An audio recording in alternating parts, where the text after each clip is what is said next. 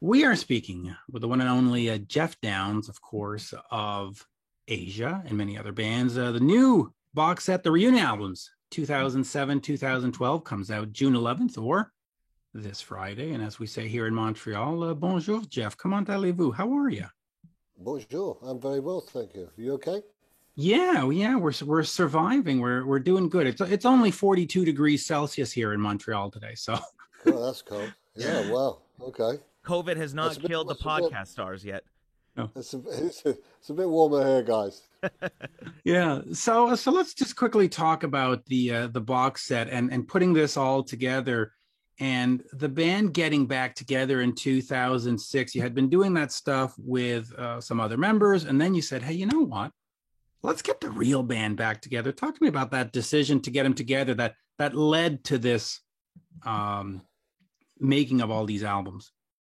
Well, I think it was more to do with the fact that we'd been having various discussions. I'd started working with John Wetton again on another project called Icon, which was our own kind of exclusive project, and we got talking about maybe we should see what the other guys are doing, and so we contacted Steve and Carl, and we sat in a room one day at the beginning of 2006, and said, let's give it a try.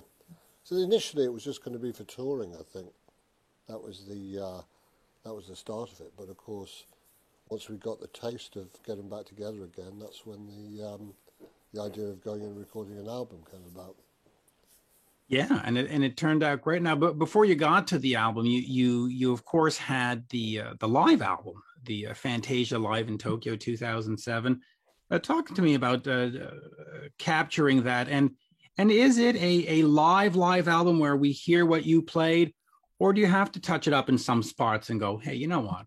Let's make it as perfect as possible. Well, I think that was actually, it was untampered with. It was something that uh, part of the reason we wanted to record a live album in Japan was because if you remember when we did the Asia in Asia show back in 1983, John wasn't with us, and we had Greg Lake, so it was kind of something that we felt was it had to be done, with the original lineup, and I think it was a great opportunity for us to play to, a great fan base out there in Japan, and put the album together. But it's actually, as far as I remember, it was we didn't really mess around with it too much. So yeah, I mean, I think it's a nice document of the original band now. Hmm. It's It really is. it's really cool to talk to somebody like you that's just a pure musician through and through. We were talking to Billy Sherwood not too long ago about what it's like playing in bands that are just extremely musical. And the cool thing about you is that you had the pop side, but you also play the real proggy stuff with Yes as well. It's like, what are some of the big differences from a musician standpoint of like going from being just playing pop songs to playing some of those intricate stuff that you would do with Yes? Well, I think the thing was that we'd all come from that background, particularly the other three guys in Asia, certainly John with UK, Steve with Yes, and Carl with the LP. So even though I'd had a brief stint with Yes, it was really, that was the sort of foundation of the musicianship. And I think that we managed to combine, commercial music and pop rock songs with that musicality. And I think we were probably one of the first bands to actually do that, to achieve that, was to have the pedigree of progressive music, but at the same time turn it into something different. And, Yeah. I think that for whatever reason, we just happened to hit it at the right spot with Asia. But, I don't think it's anything that we've ever uh, moved away from. Everyone was a extremely technically gifted player. Certainly, Steve, Carl, and John were, icons in their own right as musicians. So Yeah. um, it was something that I think they wanted to get away from playing those great long pieces. I think Carl did those huge uh, epics that Big ELP used to do, arrangements and Yeah, and it was an exciting thing for him to it was a challenge, I think, for all the guys that we could actually form this new type of music, if you like. It was the turn of the 80s, and a lot of things were changing, and so yeah, I mean, I think that's pretty well, the question answered in a nutshell. Yeah, no, It totally. really is. Just before we move on to re-exploring these five albums, you do have Ron Bumblefoot Thought of Guns N' Roses, or formerly of Guns N' Roses, with Asia Now. What is the future of that lineup, and does it record a follow-up to Gravitas? I think we've always thought about that. Obviously, I think Ron's very busy with the Sons of Apollo stuff that he's doing at the moment. He has his own solo career as well, and he's very, very active. And of course, he's been overseas at the moment. We've been separated by the great big Atlantic Ocean. Hmm. And of course, Billy was with us as well on that last tour. But we've not been able to do any live stuff. So it's really been put on in abeyance at the moment. But certainly, I think now things would appear to be easing off on that front. We hope that we can get back out and maybe do another album. I think that it's a great lineup. I think that when people saw us a couple of years ago now, they were it was a very appreciative crowd that came to see us. Yeah, and Ron does a great job. So let me get back to that first reunion album, Phoenix. Talk to me about going in there, because it is one thing to go out and play some live shows and make a live album, and you've got the hits. What was that like, going into those sessions and coming up with those songs? Do you remember going in and thinking, okay, it's 2007, 2008, we've got to make Asia for this time? Or do you go in and say, all right, how do we recapture the 80s again? What was the approach for Phoenix? I think we didn't really want to look back too much. Thinking back, the first album was enormous, and in terms of sales and global appreciation. But I don't think that was really our our guidelines on this. I think what we wanted to do was we'd enjoyed getting back together again. It was a rebirth of the band. We enjoyed working with each other again, and so it was really a natural progression to go in there and do an album in the studio. And Phoenix was, I suppose, the idea of the Phoenix was coming out of the ashes and um, Right. Rising from rebuilding. the ashes. Yeah, rebuild Asia from the ashes. Yeah, rebuilding Asia. Um, in terms of the profile, and I think that once we'd done that album and we were comfortable with the way that it was going, and we weren't chasing our shadows in that respect. That's really led to more touring, and then the idea of going in and doing another album, which was the Omega album, and so it continued like that really, and it was just something that I was really happy with, because it was great to be back writing with John again, because we had a long period where we didn't really do anything for many years, and so rekindling that writing relationship with John was very central to the whole thing for me. It really was. I'm going to move around just a little bit, because I don't want to forget some of these other questions that I have rolling around my head. But I just want to go back for a second to Video Killed a Radio Star and the Buggles. Um, the song was first recorded by Bruce Woolley, and it sort of does a little bit, and then of course you re-record it with Bruce on guitar, and it becomes this massive hit. My question is, what was the impact of having MTV feature it first? Does that sort of define the song? Does it change how it's perceived, because it became culturally significant by being that first MTV video? Yeah, I think it did, and it's something that it still gets raised as a question as you've done today. It's something that we didn't really give much thought to, because Video Killed the Radio Star came out in 1979, and of course MTV wasn't launched until August 81. 1981. So there was a couple of years really between by that time, we'd already been in Yes, and I got off and started working with Asia. So it was it was almost a period that we didn't really have any significance to the Buggles at that point. But of course, when MTV started it, MTV only started as a very small channel. You know, it wasn't. I think it was mainly East Coast America, but not. Right. It wasn't a kind of right across the board. So it was something that somebody said, oh, a couple of weeks ago there was a new channel opened up called MTV, and they opened with your video. So I said, well, that's great, you know, without really attaching too much significance to it, because by that time it had started to escalate and it had spread right across America, and every, you know, all the kids were so into it, and it just really snowballed. And having said that, I think that at that point we really felt that, you know, it was a significant song for that generation. And of course, you know, as the years went by, MTV came bigger and bigger and bigger, became a global thing, and I think that it's helped to retain that song in the public domain in a lot of respects, because, you know, even today it's 40, must be what, 43, 44 years since we wrote that song. Right. And you still hear it in tons of commercials today. Like it's still just as culturally relevant as it's ever been. And we do approach it from that revisionist history of it must have been significant when MTV played it, but as he says, MTV was nothing when they played it. It was a cable channel, you know. Exactly, yeah. It came in mainly New York and Boston area, or whatever, Philadelphia maybe. You know, that was about it.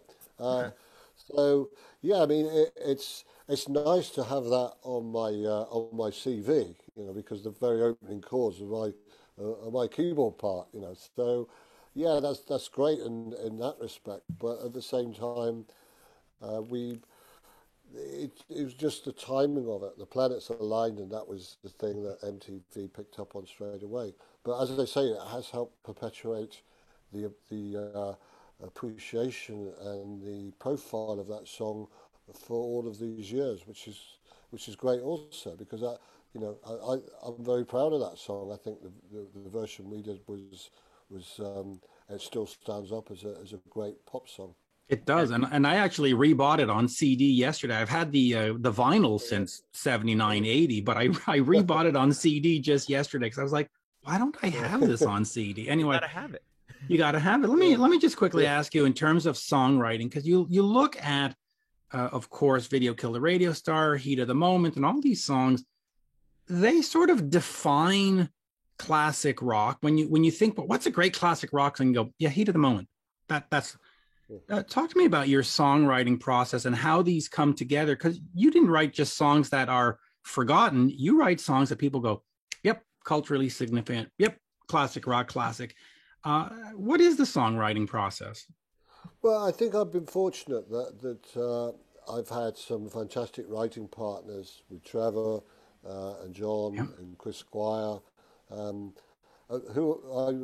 Glenn Hughes. You know, so I've actually always seem to end up working with bass players, and I don't know why that is, but I had this sort of 50-50 arrangement with bass players, and so I don't know, maybe that's just, quite often these people, you know, that I've worked with are from similar backgrounds, and I think that's helped to, is a kind of very English undertone to some of it.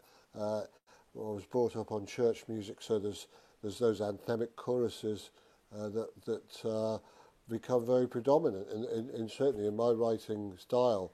So maybe that's something that, you know, people can relate to, that they hear these anthemic songs and with hooks and melodies and, you know, production ideas and all that sort of stuff. It all comes together in you know, in the way that I operate. So as I say, I feel very privileged and very lucky to have worked with some of the greatest musicians in the world. So yeah, there's no real secret ingredient in terms of the process. It's just you get in a room, as I used to do with John most frequently. Sit in a room and we'd just sit around a piano and chuck a few ideas into the pot, and that would come a song. So then, when you go to work with Johnny to write a song like "Heat of the Moment" together, which is one of the greatest, I think, less is more guitar riffs of all time. Do you guys go and write that on a piano with the chords first, like that brown now, and then Yeah. Mike comes in as the producer and says, "Oh, we should translate that to guitar," or like how does that become the guitar riff? We had it on the piano because it's based on the sequence is based on the verse Hmm. approximately.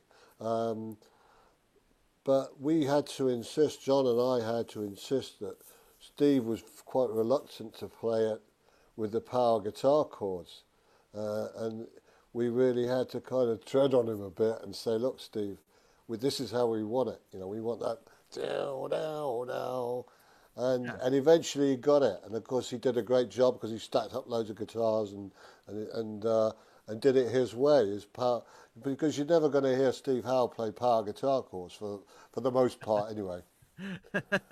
Yeah, and I mean, it's still to this day one of the most iconic guitar riffs of the '80s. Like you hear that and you know Yeah, exactly what it is right away. It's almost like "Start Me Up," yeah. or you know. Yeah. Well, I said, I think we said to him, just think Deep Purple, put your Mhm. Deep Purple, put your Richie Blackmore hat on Mm. for 1 minute. Oh, it's Wow. so good. And one other thing that I want to talk about real quick with Asia is the cover artwork by Roger Dean. That adds to the mystique. It adds to the perception. It is just, you see that album, especially back in the day, going through the vinyls at a record store, and you go, "Ooh, what is this?" How important was the actual and the visual representation of the albums, where the art just spoke to people? I think Roger's very, very involved. Excuse me. He's very, very involved with knowing what the music's about before he gets the inspiration. And I think maybe the name of the band Asia spirited up these images, these oriental images, almost like the dragon in the sea, and The the tri Leviathan. the triangle, yeah, the triangular logo. Um, it was all very kind of ethereal and Eastern flavour, and I think that's one of the things that Roger really picked up on. And so, yeah, I mean, in terms of logo, it's a very, very, very powerful logo when you see that pyramid form, the triangular logo. As he did with Yes, if you go back to the Yes album, the famous bubble logo that's been with Yes for over 50 years. Uh, he just has a knack of being able to put something together that reflects the music. So if in short, if you're asking me how important he is, I'd say he was very important because it wasn't like something that had been before. He managed to capture that imagery, that very, very direct image of the dragon on that first album, the eagle on the second album. So that's very much his thing, is he likes to have a central figure in the middle of all his beautiful swizzles and, Yeah. swirly artwork and all that stuff. And we've kind of lost that in the Spotify age. Jeremy, you might not know this, but earlier this year, Downs Braid Association put out Halcyon Hymns, one of the greatest albums of 2021. Just a quick word to remind folks about Halcyon Hymns, because it is a fantastic album, and people need to know that it's available. Just talk to me about that real quick, and what do we do with DBA moving forward? Well, it's something that I got together with Chris Mhm. back in 2010. We're actually doing a Buggles gig. It was one of the first gigs we ever did with the Buggles, and we did the whole of the Age of Plastic album. And Chris was working with Trevor on another project called The Producers, and I met Chris through that, and he said, I'm a huge Buggles fan. I'd like to do some writing with you one day. And it just so happened that he'd moved to LA, and then I was in LA a few months later, and so we got together then and started putting the first album together. I, it's a very, very, uh, it's a real love project, because we really get into doing these nice melodies. He appreciated the writing and my input into the whole thing. And Yeah. so it's gone on. So on the fourth album, we we got together. I sent him some ideas and a little a little file, and he started working on those. And really, that's how people have been working during this lockdown. I think largely because people have been separated geographically. So it's been the only real way that people have been able to collaborate, which is in a virtual world. And I think that it's something that Chris and I were doing from pretty much from the beginning. So it's a very it's a very rewarding project, and we're looking forward to taking it further in the future. Yeah, and it was surprising because it wasn't on my radar for this year, and then it was pitched to me for the interview, and I listened to it because we did an interview back, I guess, a few months ago, and I was like, wow, I am so glad that this was brought to my attention because it's really well put together, really well done. Jeremy, go for it. Yeah, I remember you telling me about that project. I need to check it out because Yeah, you do. He's been gloating about it honestly since it came out. So yeah, it's good. It's good. Yeah. It's real good. Here's a question for you. You know, in 2021, there's a big resurgence of 80s music, for example, in modern day pop. And I'm curious to know if a contemporary artist was to go in and sort of, say, sample Heat of the Moment or Video Kill the Radio Star, what contemporary artist would you like to see pay homage to your music? I don't know really. I think that it's always nice. We've had always getting various requests every few months from on each of those songs specifically. And I think a few years ago, will.i.am did a version called "Check It Out," which was just my little piano part from Video Killed the Radio Star that was on a loop, and that was a big hit. So I'm quite happy for anyone to look at it because I think it's a reflection of the impact that my music has had. If someone turns up to me and says, "Yeah, I'd like to use a snippet of that or a sample of this," I'm quite happy to let them have a go at it, provided it's not, not really tacky or it. We always get the opportunity to listen to it first anyway. So if Post we Malone don't like comes in and does like a big re-recording of Heat of the Moment or Billie Eilish or somebody, you know? Well, yeah, Billie Eilish, I wouldn't turn that one down. Definitely not. No, she's great, and we of course have mentioned Video Killer Radio Star, but I do want to ask you, how important was it for Asia to have videos and be on MTV at that time? Because you couldn't escape, and maybe that's the wrong word, but watching Much Music and MTV at that time, Asia was on all the time. How important was video to the band? Well, I don't think that's the reason we set out to do what we did. I think Of course. that initially our whole concept was to make a great album, and that was, the video was something in many ways was an afterthought. Certainly when we did the Video Killed the Radio Star, it was more of an afterthought. We spent 4 months on the single, and one day on the video. So in terms of its actual focus of yourself, I'm a musician. I'm not an actor, But having said that, it did have a serious beneficial impact because at that point it was around it had been going about a year before Asia came out, or 6 months or so, but it had really taken off at that point. I think that we were tailor-made for it in some respects because we were with the new record label, David Geffen. We were the first band signed to David Geffen's new label, and they saw MTV as being an enormous amount of exposure for their artists, and every record label in the world wanted to get their acts on MTV because the global exposure was massive. Right.